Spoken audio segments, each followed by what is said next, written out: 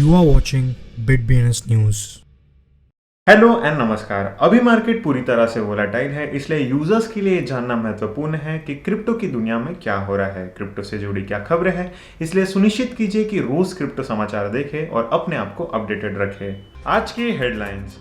Burning mechanism सही से काम न करने की वजह से इथेरियम की प्रॉफिटेबिलिटी 45% तक गिर गई। 2022 में क्रिप्टो वॉलेट्स का उपयोग 6% से बढ़कर 85 मिलियन तक पहुंच गया। यूएई के प्रॉपर्टी डेवलपर ने क्रिप्टो के माध्यम से प्रॉपर्टी खरीदना सक्षम कर दिया है। चार्ल्स हॉस्किंसन का कहना है कि XRP कोई तकनीकी मूल्य प्रदान नहीं करता है और वह इससे आगे बढ़ने के लिए रेडी है। BIS अब बैंक्स को 2% क्रिप्टो में रिजर्व रखने की अनुमति देता है। सॉफ्टवेयर फर्म कॉन्सियस ने पेपाल के साथ पार्टनरशिप की। अब मेटामास्क यूजर्स ETH खरीदने के लिए पेमेंट प्रोसेसर पेपाल का उपयोग कर सकते हैं। A16Z Web3 privacy layer asterisk network के लिए $100 मिलियन का फंडिंग राउंड का नेतृत्व करते हैं। घाना की सेडी में 4 दिनों में 30% से अधिक की वृद्धि देखी गई। IMF लोन अनाउंसमेंट के बाद करेंसी रिकॉर्ड होती है। G20 देश बेहतर रेगुलेशन के लिए क्रिप्टो नीति बनाएंगे। DeFi में टोटल वैल्यू लॉक्ड फेब 2021 के बाद पहली बार $40 बिलियन के नीचे आ जाता है। इथेरियम नया सप्ताह शुरू करते हुए $1200 के नीचे आ गया। कैपजेमिनी की रिपोर्ट के अनुसार 10 में से 9 कंज्यूमर्स मेटावर्स में इंटरेस्ट रखते हैं।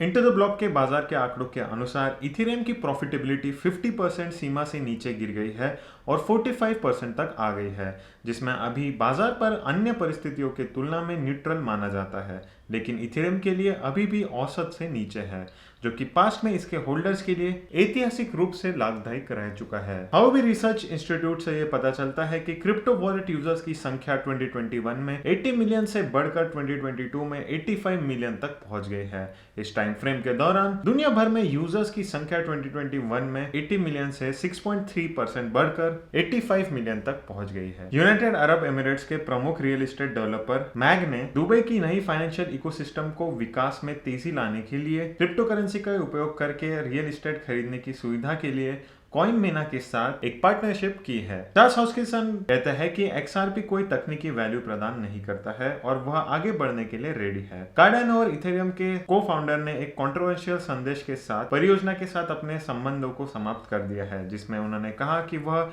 ऐसी कंपनी के साथ काम करने तैयार नहीं है जो कि कोई तकनीकी या साझेदारी की वैल्यू प्रोवाइड नहीं करती है। BIS ने हाल ही में दिसंबर में 2022 के लिए क्रिप्टोस्टैट एक्सपोजर रिपोर्ट का अपना प्रूडेंशियल ट्रीटमेंट जारी किया है, जिसमें उन्होंने एक नीति पेश की जो कि अब बैंक्स को क्रिप्टो करेंसी में अपने रिजर्व के 2% को रखने की अनुमति देता है। जून में प्रकाशित किए रिपोर्ट के पहले रिवीजन में BIS ने घोषणा की थी कि बैंक को क्रिप्टो करेंसी में रिजर्व रखने का 1% से अधिक सीमा नहीं रखा जाएगा। 14 दिसंबर को इथेरियम सॉफ्टवेयर फर्म कॉन्सियस ने घोषणा की कि कंपनी ने पेमेंट्स प्रोसेसर जायंट पेपाल के साथ मिलकर एक पार्टनरशिप की है। इससे मेटामास्क के यूजर्स को Web3 वॉलेट एक्सप्लोरेशन के भीतर पेपाल के माध्यम से इथेरियम खरीदने की अनुमति दी जाएगी। एस्टेक नेटवर्क Web3 के लिए एक प्राइवेसी लेयर 2 चेन ने चेन बी फंडिंग में 100 मिलियन जुटाने की घोषणा की है। A16Z के साथ इसकी साझेदारी एक अगली पीढ़ी के इंक्रिप्टेड आर्किटेक्चर को विकसित करने के लिए एक पहला कदम की ओर है। अगली पीढ़ी के इंक्रिप्टेड आर्किटेक्चर के विकास के लिए पहले कदम की तरह देखा जा सकता है। दुनिया की सबसे खराब प्रदर्शन वाली मुद्रा बनने के कुछ ही महीनों के बाद घाना की सेडी की एक्सचेंज रेट अमेरिकी डॉलर के मुकाबले 1 दिसंबर को 14 यूनिट प्रति डॉलर से बढ़कर 16 दिसंबर को प्रति डॉलर 8 यूनिट हो गई है, नए डेटा से पता चलता है।